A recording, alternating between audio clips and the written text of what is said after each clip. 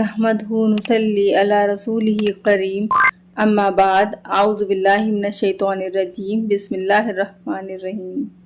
अस्सलामु अलैकुम everyone, welcome back to दीन से दुनिया। ये सूरह यासीन का लास्ट पार्ट है। आज इंशाअल्लाह इस सूरह को हम मुकम्मल करेंगे। आइए शुरू करते हैं। आयत नंबर 74 से देखिए। वत्तख़ज़ू मिन दूनिल्लाहि आलिहतन, उन्होंने अल्लाह को छोड़कर और इलाह बना रखे हैं। और किस लिए बनाए हैं दूसरे इलाह?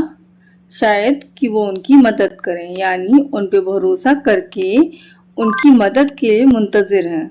वो ये समझते हैं कि वो उनकी मदद के लिए आएंगे, उन्हें छुड़ाएंगे, इनको रिस्क और रोटी अता करेंगे। कौन? वो उनके मनगढ़ंत इलाह। तख़ज़ू मिन दूनिल्लाहि आलिहतन लअल्लहुम युनसरून, और इन्होंने अल्लाह को छोड़कर इस उम्मीद पर दूसरे खुदा बना रखे हैं कि इन्हें उनकी मदद मिले। ला यस्ततीऊना नसरहुम, नहीं वो इस्तिताअत रखते अपनी मदद की भी, यानी इलाह। वहुम, और वो यानी इनके ये सो कॉल्ड इलाह, लहुम जुंदुन, इन्हीं के लिए वो लश्कर बने हुए हैं। मुहदरून, हाजिर किए जाने वाले हैं। वहुम आबिदीन, लहुम, अपने माबूदों के लिए लश्कर हैं। मुहदरून, हाजिर किए जाने वाले हैं, यानी बजाय इसके कि इनके माबूद इनका कुछ बनाए सवारे, इन्हें अपने माबूदों की खिदमत के लिए हाजिर रहना पड़ता है। हाजिर खिदमत फौज बने हुए हैं। वो इनके इलाह, नाक पर अगर मक्खी भी बैठ जाए ना, उसे उड़ा नहीं सकते। वो तो अपने ऊपर की मैल तक को नहीं साफ कर सकते, तो वो क्या इनके लिए कुछ बनाएंगे या इनकी जिंदगी को संवारेंगे। ला यस्ततीऊना नसरहुम वलहुम जुंदुम मुहदरून, हालांकि उनमें ये ताकत ही नहीं कि वो इनकी मदद कर सकें, बल्कि वो इनके लिए एक ऐसा लश्कर बनेंगे जिसे क़यामत में इनके सामने हाजिर कर लिया जाएगा। फला यहज़ुनका क़ौलुहुम, अब शख्स अल्लाह की खातिर अल्लाह का पैगाम बंदों तक पहुंचा रहा हो और उसको झूठा यानी काबिज या साहिर कहा जाए तो उसको अफसोस होता है ना। लेकिन अल्लाह सुब्हान व तआला आप सल्लल्लाहु अलैहि वसल्लम को तसल्ली दे रहे हैं कि आप गमगीन ना हो। फला यहज़ुनका क़ौलुहुम, आपको उनकी बातें रंजीदा ना करें, इनको दिल पर ना लीजिए, यानी गमगीन ना होइए। इन्ना नालमु मा युसिर्रूना, बेशक हम जानते हैं वो जो कुछ ही छिपाए हैं। वमा युलिनून, और जो कुछ ये जाहिर करते रहते हैं। इनकी बातें इस लायक नहीं कि इन पर आप पर ईमान हो। अब ये क्यों आपको तसल्ली दी गई? क्योंकि अगर दीन की तरफ बुलाने वाला लोगों की बातों के ऊपर डिप्रेस होने लगे तो उसका नुकसान ये है कि वो असल काम यानी तबलीग में सुस्ती करने लग जाएगा। तो मुखालिफतें इंसान को और भी ज्यादा मजबूत करती हैं।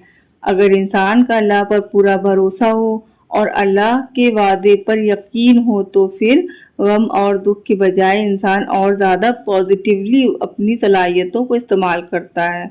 वो ज्यादा सुस्ती कर रहा होता है ना, तो और ज्यादा एक्टिव हो जाता है। तो नबी सल्लल्लाहु अलैहि वसल्लम से कहा जा रहा है कि इनकी बातों की परवाह ना करें। हमें सब पता है, हम सब नोट कर रहे हैं और सबका हिसाब लिया जाएगा। आप बस अपना काम करें। देखिए, फला यहज़ुनका क़ौलुहुम इन्ना नालमु मा युसिर्रूना व मा युलिनून, यानी गरज ए पैगंबर सल्लल्लाहु अलैहि वसल्लम, इनकी बातें तुम्हें रंजीदा ना करें। यकीन जानो हमें सब मालूम है कि ये क्या कुछ छुपाते हैं और क्या कुछ जाहिर करते हैं। अवलव यरल इंसान, क्या जानता नहीं ये इंसान, अन्ना खलकनाहु, कि हमने पैदा किया उसको, मिन नुतफतिन, नुतफे से, اب یہ باتیں بنانے والے اپنی اصلیت دیکھیں کہ ہم نے ان کو کس چیز سے بنایا ہے، اور پھر دیکھو وہ کیا کرتا ہے۔ فَإِذَا هُوَ خَصِيمٌ مُّبِينٌ، اور جب اللہ انسان کو بولنے کی صلاحیت دیتا ہے تو اللہ کے خلاف ہی بولنے لگ جاتا ہے، کھلم کھلا جھگڑالو بن جاتا ہے۔ خصیم مبین یعنی بہت جھگڑنے والا، کھل کر جھگڑنے والا، مبین مطلب کھلم کھلا، جنہیں وہ زبان سے یا عمل سے ظاہر کرتے ہیں۔ اَوْلَوْ يَرَى الْإِنسَانُ أَنَّا خَلَقْنَاهُ مِن نُطْفَةٍ فَإِذَا هُوَ خَصِيمٌ مُّبِينٌ، اور کیا انسان نے یہ نہیں دیکھا کہ ہم نے اسے نطفے سے پیدا کیا، نطفہ یعنی حقیر طرح کا پانی، پھر اچانک وہ کھلم کھلا جھگڑا کرنے والا بن گیا۔ وَضَرَبَ لَنَا مَثَلًا، اور ہمارے لیے مثالیں بیان کرتا ہے۔ وَنَّسِيَ خَلْقَهُ، اور اپنی تخلیق بھول جاتا ہے، یہ کس چیز سے بنا ہے، کس حقیر پانی سے۔ قَالَ، کہتا ہے، مَن يُحْيِي الْعِظَامَ وَهِيَ رَمِيمٌ، مَن يُحْيِي الْعِظَامَ، کون زندہ کرے گا ان ہڈیوں کو، وَهِيَ رَمِيمٌ، اور وہ بہت پرانی ہوں گی۔ رمیم کہتے ہیں ہڈی کا پرانا ہونا، یا کسی پرانی رسی کا ٹکڑا جو الگ ہو جائے، یہ رسی جو گل کر ٹوٹنے لگ جاتی ہے نا۔ وَضَرَبَ لَنَا مَثَلًا وَنَسِيَ خَلْقَهُ قَالَ مَن يُحْيِي الْعِظَامَ وَهِيَ رَمِيمٌ، ہمارے بارے میں تو باتیں بناتا ہے اور خود اپنی پیدائش کو بھول جاتا ہے۔ کہتا ہے کہ ان ہڈیوں کو کون زندہ کرے گا جبکہ وہ گل چکی ہوں گی۔ قُلْ يُحْيِيهَا الَّذِي أَنشَأَهَا، کہہ دیجئے کہ زندہ کرے گا ان کو وہی جس نے ان کو پیدا کیا تھا۔ تم کہتے ہو کہ اللہ ہمیں مرنے کے بعد کیسے اٹھائے گا، جیسے اس نے پہلے دن پیدا کیا تھا۔ اول مرتين، پہلی بار۔ وَهُوَ بِكُلِّ خَلْقٍ عَلِيمٌ، اور وہ تخلیق کا ہر کام جانتا ہے، ہر طرح کی تخلیق جانتا ہے۔ بِكُلِّ خلق، خلق کا کوئی کام ایسا نہیں جس میں وہ ماہر نہ ہو۔ علیم، علم رکھنے والا، یعنی بہت زیادہ علم جانتا ہو۔ قُلْ يُحْيِيهَا الَّذِي أَنشَأَهَا أَوَّلَ مَرَّةٍ وَهُوَ بِكُلِّ خَلْقٍ عَلِيمٌ، کہہ دو کہ ان کو وہی زندہ کرے گا جس نے انہیں پہلی بار پیدا کیا تھا، اور وہ پیدا کرنے کا ہر کام جانتا ہے۔ الَّذِي جَعَلَ لَكُم مِّنَ الشَّجَرِ الْأَخْضَرِ نَارًا، وہ جس نے تمہارے لیے سبز درخت سے آگ پیدا کی۔ اب یہ سبز درخت کون سا ہے؟ دیکھیں تو ہر درخت ہی سبز ہوتا ہے اور پھر سوکھتا ہے، سوکھ کر جب جلانے کے کام آتا ہے۔ لیکن یہاں اشارہ ہے ان درختوں کی طرف جن کی سبز ٹہنیوں کو عربی لوگ آپس میں ایک دوسرے سے ٹکرا کر آگ پیدا کرتے تھے۔ دنیا میں آگ جلانے کا سب سے قدیم چکمات سے بھی زیادہ پرانا طریقہ ہے۔ عربوں کے یہاں دو درخت تھے، مرغ اور افار۔ ان کی ٹہنیاں اس طرح کی تھیں کہ اگر ان کو آپس میں ایک دوسرے پر مارا جائے تو اسی سے آگ نکل آتی تھی۔ سورہ واقعہ میں بھی ایک جگہ پر شجر سے آگ جلانے کی بات کی گئی ہے۔ اگر دیکھیں تو ویسے گیلی لکڑی نہیں جلتی نا، اور یہاں کہا گیا کہ گیلی لکڑی سے آگ جلاتے ہیں، تو جو رب یہ کمال کر سکتا ہے کہ گیلی لکڑی سے آگ نکال سکتا ہے، تو وہ اس مٹی سے دوبارہ انسانوں کے شعلے نہیں اٹھا سکتا۔ انسانوں کے مرنے کو کس سے کمپیئر کیا گیا تھا؟ شعلوں کے بجھنے سے۔ ہم نے پڑھا تھا نا، فَإِذَا هُمْ خَامِدُونَ، آپ پارٹ 4 میں دیکھیے گا ایک بار۔ تو بجھ گئے سارے کے سارے، فَإِذَا هُمْ خَامِدُونَ، دوبارہ پیدا ہونے پر ویسے ہی ہے جیسے آگ کا جلنا۔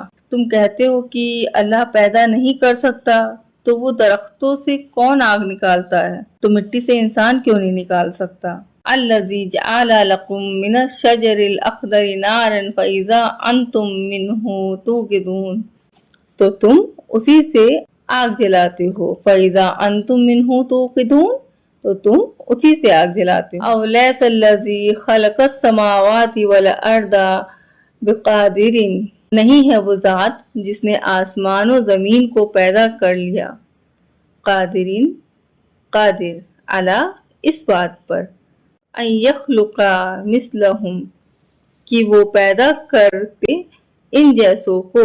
اب یہاں آسمان و زمین کی بات کیوں کی گئی؟ کیونکہ آسمان و زمین کی پیدائش زیادہ مشکل کام ہے as compare to human creation. پھر آیت نمبر 57 میں بھی آتا ہے، آسمانوں اور زمین کی پیدائش لوگوں کی پیدائش سے زیادہ بڑا کام ہے۔ تو جس رب نے آسمان بنا لیے وہ لوگوں کو مرنے کے بعد کیا دوبارہ نہیں اٹھا سکتا؟ بلا، کیوں نہیں؟ وَهُوَ الْخَلَّاقُ الْعَلِيمُ، اور وہ زبردست خلاق ہے، خلاق یعنی پیدا کرنے والا، علیم بہت زیادہ جاننے والا۔ تو کیا معنی بنے؟ یا ماہر خلاق۔ اولیس الذی خلق السماوات والارض بقادر علی ان یخلق مثلہم بلا وہو الخلاق العلیم۔ بھلا جس ذات نے آسمان اور زمین کو پیدا کیا ہے وہ اس بات پر قادر نہیں ہے کہ ان جیسوں کو دوبارہ پیدا کر سکے؟ کیوں نہیں، جبکہ وہ سب کچھ پیدا کرنے کی پوری مہارت رکھتا ہے۔ انما امرہ، اس کے لیے کسی چیز کو پیدا کرنا یعنی بے شک وہ حکم کرنا، بس اتنا ہی ہے۔ اذا اراد شیئا، جب وہ کسی چیز کا ارادہ کرتا ہے، ان یقول لہ کن، تو وہ کہتا ہے اس کو ہو جا، فیکون، تو وہ ہو جاتی ہے۔ وہ تو بس ارادہ کرتا ہے اور چیزیں ہو جاتی ہیں۔ اس کے لیے تو کچھ بھی مشکل نہیں ہے، بس ایک اشارہ، اور یہ اشارہ کتنی دیر کا ہوتا ہے؟ سورہ قمر میں آتا ہے، جس طرح آنکھ جھپکنے میں کوئی وقت اور طاقت نہیں لگتی نا، اللہ کا حکم اتنی دیر نافذ بھی ہو جاتا ہے۔ جو بنانا چاہتا ہے وہ بن چکا ہوتا ہے۔ اسے کیا پتہ چلتا ہے کہ مرے ہوئے انسان کو دوبارہ پیدا کرنا اللہ کے لیے کچھ بھی نہیں ہے۔ انما امرہ اذا اراد شیئا ان یقول لہ کن فیکون، اس کا معاملہ تو یہ ہے کہ وہ جب کسی چیز کا ارادہ کر لے تو صرف اتنا کہتا ہے کہ ہو جا، بس وہ ہو جاتی ہے۔ فسبحان الذی، پاک ہے وہ ذات ہر عیب سے، ہر شرک سے، ہر کمزوری سے، بیادہ ملکوت کل شیء، اس کے ہاتھ میں ہے بادشاہت ہر چیز کی۔ اور اس کے برعکس انسانوں کے ہاتھ میں کیا ہے؟ ایک ذرے کے بھی مالک نہیں ہے یہ انسان لوگ، نہ آسمان میں اور نہ ہی زمین میں۔ جس زمین سے انسان بنا ہے اس کے ایک ذرے کا مالک بھی انسان نہیں ہے، اور چلا ہے چاند پر زمین خریدنے۔ کتنی کم عقلی کا سودا ہے نا۔ وَإِلَيْهِ تُرْجَعُونَ، اور اسی کی طرف تم سب واپس لوٹائے جاؤ گے، سب کو وہیں جانا ہے۔ اب واپسی کی بات کیوں کہی گئی؟ کہ پھر حساب دینا ہوگا، ان نعمتوں کے بارے میں پوچھا جائے گا جن کا مطالعہ ہم نے سورہ میں جگہ جگہ پر کیا ہے۔ تو سورہ یاسین قرآن کریم کی اہم ترین سورتوں میں سے ایک ہے، جس میں زندگی کی حقیقت کے ساتھ ساتھ اللہ کی قدرت اور طاقت کا پتہ چلتا ہے۔